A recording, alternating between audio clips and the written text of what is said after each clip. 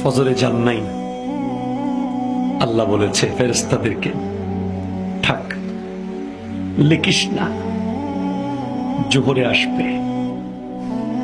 আমার বান্দা তো, আল্লাহ পানি বন্ধ করে দেব, না না না, আমার বান্দা। খানা বন্ধ করে দেব, না না না, আমার বান্দা। আমি না গাফফার,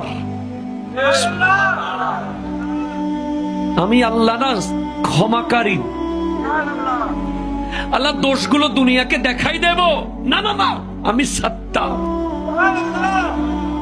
রহমতের চাদর দিয়ে ঢেকে রেখেছেন। আপনি জান নাই,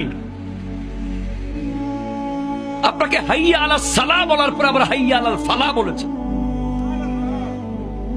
হাইয়া আলাস সালাহ বললে হতো, ফালাহ কেন বললো?